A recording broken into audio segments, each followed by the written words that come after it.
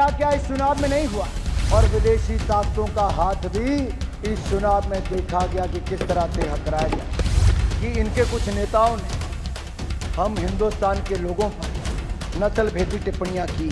Sam Pitroda जो किसी के अंकल, फ्रेंड, फिलोसफर, गाइड है, राहुल गांधी जी को जिम्मेदारी लेनी पड़ेगी। क्या वो सैम पिट्रोडा के बयान से सहमत हैं कि नहीं सहमत है?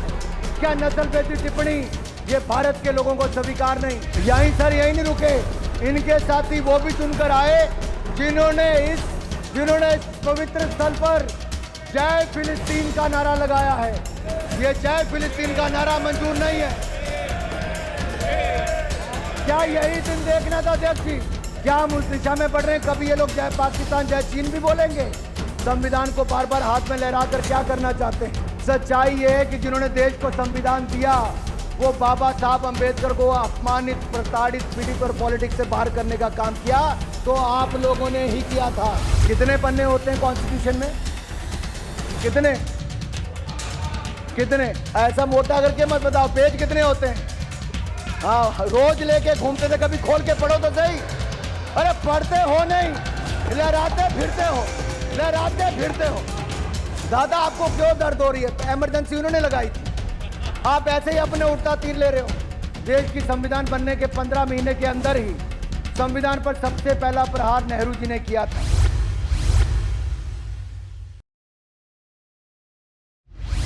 क्या क्या इस चुनाव में नहीं हुआ, और जिस और इशारा राष्ट्रपति जी के अभिभाषण में आता था, चाहे टेक्नोलॉजी का दुरुपयोग हो, चाहे वाले फैलाने की बात हो, ये आज नहीं, ये बार बार इनके प्रयास हैं। और विदेशी ताकतों का हाथ भी इस चुनाव में देखा गया कि किस तरह से हकराया गया। ये ईवीएम पर भी आरोप लगाते गए, और बाकी बूथ कैप्चरिंग की तो मैं बात उस पर आऊंगा सब पे। अभी माननीय अध्यक्ष जी, दुख इस बात का है कि इनके कुछ नेताओं ने हम हिंदुस्तान के लोगों पर नस्ल भेदी टिप्पणियां की हैं। जहरीले बोल सैम पिट्रोडा जो किसी के अंकल, फ्रेंड, फिलोसफर, गाइड है, और सर सैम पिट्रोडा का ये बयान मैं पूछना चाहता हूं राहुल गांधी जी से, क्या सैम पिट्रोडा का ये बयान और कांग्रेस की सोच एक है? अगर ऐसा नहीं तो कौन सी मजबूरी है कि अंकल सैम को पार्टी में लेना वापिस जरूरी है? मैं केवल कांग्रेस से ही नहीं, मैं राहुल गांधी जी नेता प्रतिपक्ष से जिम्मेदारी लेनी पड़ेगी। राहुल गांधी जी को जिम्मेदारी लेनी पड़ेगी। क्या वो सैम पिट्रोडा के बयान से सहमत हैं कि नहीं सहमत है? क्या नस्ल भेदी टिप्पणी ये भारत के लोगों को स्वीकार नहीं? मैं पूछता हूं, आप दक्षिण के भारत, उत्तर भारत, पश्चिम भारत, पूर्व भारत के लोगों को नस्ल भेदी टिप्पणी करते हो, हमें स्वीकार नहीं। ये भारत के लोगों का अपमान है, हम कभी स्वीकार नहीं करेंगे।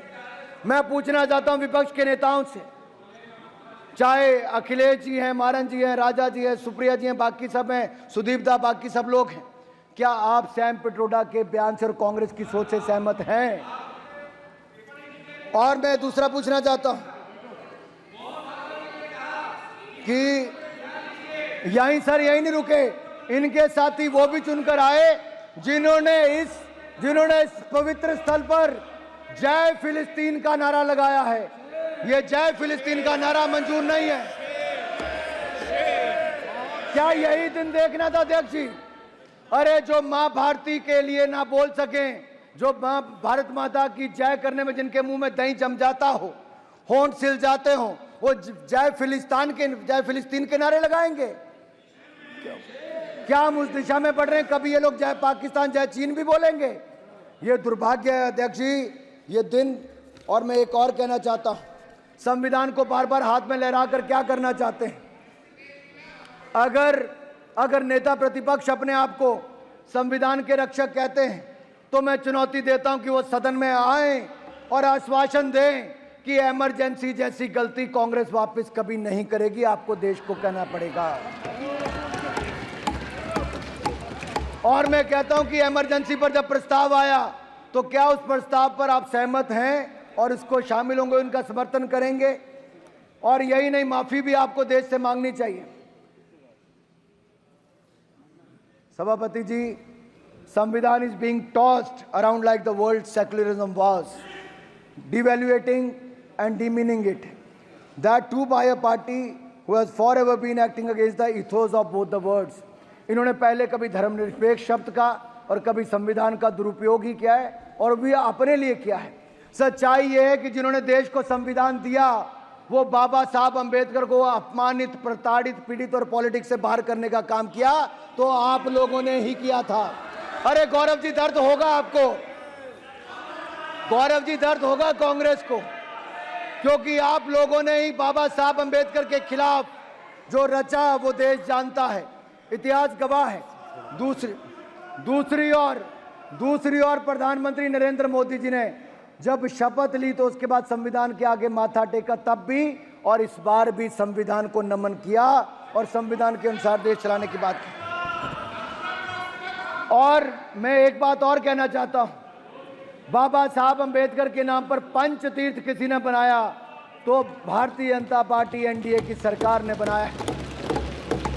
बाबा साहब अंबेडकर की जन्मस्थली, शिक्षा स्थली, चैत्य भूमि और शिक्षा भूमि, महापरिनिर्वाण भूमि, पांचों स्थानों पर नागपुर, मऊ, मुंबई, दिल्ली और लंदन में जमीनें लेकर वहां पर म्यूजियम, स्मारक और वहां पर उसको मान सम्मान देने का काम किया। पंच तीर्थ बनाया तो नरेंद्र मोदी की सरकार ने बनाया।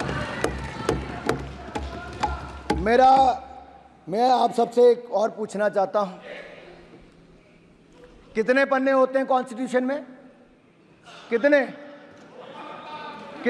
ऐसा मोटा करके मत बताओ, पेज कितने होते हैं?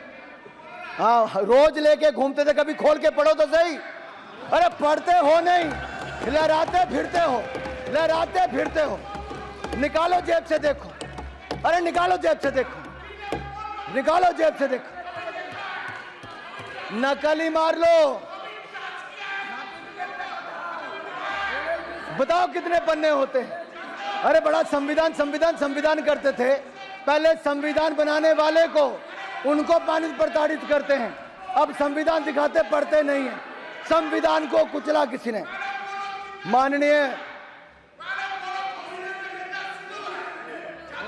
माननीय सभापति जी, अगर संविधान को तार किसी ने किया था, संविधान को कुचलने का किसी ने काम किया था, तो वो भी आपने इमरजेंसी लगाकर किया था। देश आपको माफ नहीं करेगा। अरे 251 पन्ने होते हैं भाई साहब संविधान में, खोल के देख लो जरा। और माननीय सभापति जी, एक कहावत है, दादा आपको क्यों दर्द हो रही है? इमरजेंसी उन्होंने लगाई थी, आप ऐसे ही अपने उड़ता तीर ले रहे हो। बाद में मैं सभापति जी, मैं कांग्रेस की बात कर रहा हूं, ये तृणमूल कांग्रेस बीच में आ गई है।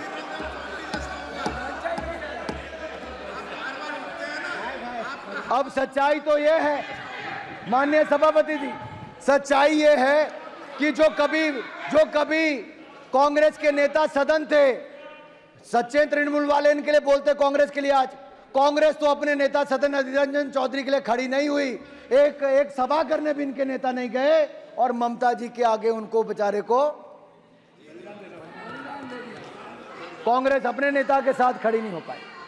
ऐसी कौन सी मजबूरी थी कि कांग्रेस को बंगाल में घुटने टेकने जरूरी था? और बैठिए, तमिलनाडु में है, बैठिए। मारन जी को दर्द हो रहा है।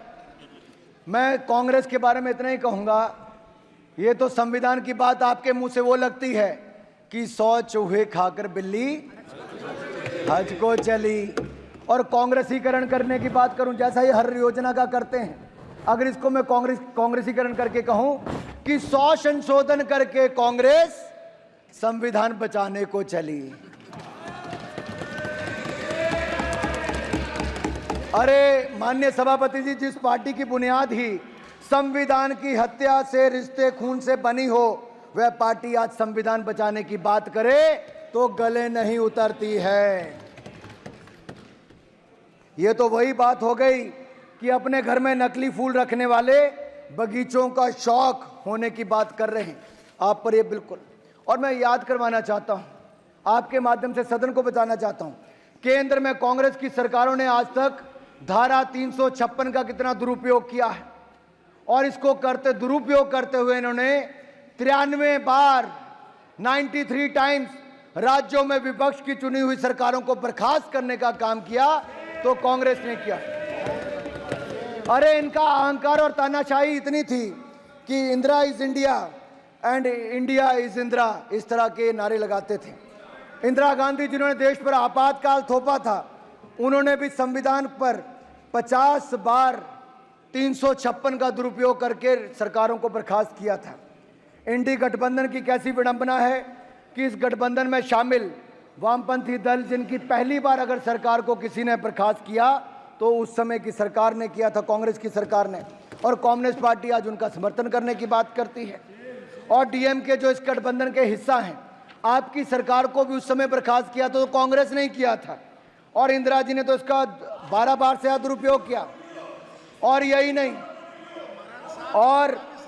और ये तो कांग्रेस तो इसकी मूल भावना के साथ खिलवाड़ करती रही। मैं आपको कहना चाहता हूं, नेहरू जी ने तो संविधान की आत्मा को ही खत्म कर दिया था। देश की संविधान बनने के 15 महीने के अंदर ही संविधान पर सबसे पहला प्रहार नेहरू जी ने किया था। आर्टिकल 19 जो इस देश के नागरिकों को विचार और अभिव्यक्ति की, अरे सुनना पड़ेगा भाई, क्यों? अगर माननीय अध्यक्ष जी सच नहीं है तो खड़ा होकर बोले कि नेहरू जी ने नहीं किया। अरे देश की संविधान की आत्मा को खत्म करने का काम किया तो नेहरू जी ने किया था, मैं डंके की चोट पर कहता हूं। और ये आर्टिकल 19 को इस देश के नागरिकों को विचार और अभिव्यक्ति की स्वतंत्रता का अधिकार देता है। इन्होंने उस आर्टिकल को ही अंकुश लगाने का प्रयास किया। यह मामला था ऑर्गेनाइजर और क्रॉस रोड पत्रिकाओं पर नेहरू जी की आलोचना हुई। लिखा सिर्फ इतना था कि पाकिस्तान में पीड़ित हिंदुओं की आवाज उठाई थी। तो पाकिस्तान में पीड़ित हिंदुओं की आवाज उठाने का दर्द, नेहरू जी को तो और धन्यवाद करना चाहिए था ऑर्गेनाइजर का, लेकिन उन्होंने उसके खिलाफ कड़ी कार्रवाई करने का काम किया और पहला संशोधन उन्होंने जून के महीने में, इसी महीने में लाए। और इंदिरा जी ने भी इमरजेंसी के निंदा प्रस्ताव, इंदिरा जी के समय वो पंडित नेहरू जी से और आगे निकल गई। 1975 में तो संविधान की हत्या ही कर दी। इमरजेंसी देश ने देखी, वो काला अध्याय देश भूलेगा नहीं। 21 महीनों के आपातकाल में 5 संविधान संशोधन हुए। अपने हिसाब से मिनी संविधान तैयार करने का, अध्यक्ष जी 5 मिनट में खत्म कर रहा हूं, संविधान तैयार करने का काम, मिनी संविधान तैयार करने का काम कांग्रेस ने किया। 42वें संशोधन में 40 अनुच्छेदों को ही बदल दिया गया। सर एक नहीं अनेक ऐसे संशोधन किए गए। उच्च न्यायालय से छीना पीएम पर नियुक्ति के व्यक्ति के चुनाव की जांच का अधिकार, न्यायपालिका से आपात की न्याय समीक्षा का अधिकार छीन लिया गया था। अनुच्छेद 368 के तहत 40 अनुच्छेदों में को बदल दिया गया था। 42वें संशोधन को तो मिनी संविधान कहा गया। ये किसी और ने नहीं, ये कांग्रेस ने संविधान के साथ खिलवाड़ किया था, जिसके लिए आपको देश से माफी मांगनी चाहिए। और यही नहीं, अगर हमारे समय मात्र 8 संविधान में संशोधन हुए, और मैं कहना चाहता हूं,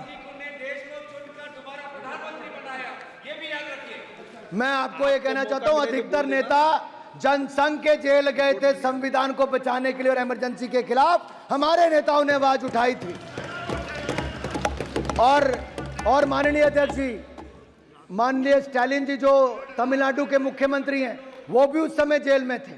आज तो सपा वाले कांग्रेस के साथ बैठ गए, मुलायम जी भी उस समय जेल में थे। आज तो आरजेडी वाले इनके साथ बैठ गए, लालू जी भी उस समय जेल में थे। ऐसी कौन सी मजबूरी है? इमरजेंसी थोपने वालों के साथ आपको गठबंधन जरूरी है। अब आप लोकतंत्र बचाने की बात करते हो। और यही नहीं, मीसा जी, बहन मीसा जी हैं, इनका तो जन्म ही मीसा एक्ट के दौरान हुआ। देश में मीसा थोपा गया तो मीसा जी का जन्म हुआ। ना जाने कितने लोगों का जान ली गई। हर पार्टी के कार्यकर्ताओं को मौत के घाट उतार दिया गया। माननीय अध्यक्ष जी, यही नहीं, इन्होंने अनेकों मैं अटल जी की 2 लाइनें कहना चाहता हूं। जो 1 साल जब इमरजेंसी का हुआ तो उन्होंने क्या कहा था? जुसलाता जेठ मास, शरद चांदनी उदास, सिसकी भरते सावन का, अंतर घट रीत गया, 1 बरस बीत गया। सिंचों में सिमट राजग, किंतु विकल प्राण विहग, धरती से अंबर तक गूंज मुक्ति गीत गया, 1 बरस बीत गया। ये हमारे नेताओं ने अपनी, आप ईवीएम पर प्रश्न चिन्ह खड़ा करते थे, कहते थे ईवीएम ये हो जाएगा वो हो जाएगा। अब मैं इन सभी सांसदों से पूछना चाहता हूं विपक्ष के, क्या ईवीएम ठीक थी कि नहीं थी? अगर आप ये खबर फेसबुक पर देख रहे हैं तो वीडियो को लाइक करके पेज को फॉलो करें। इसके अलावा अगर आप इस खबर से यूट्यूब के जरिए जुड़े हैं तो चैनल को सब्सक्राइब करके बेल आइकन दबाना बिल्कुल ना भूलें। नमस्कार।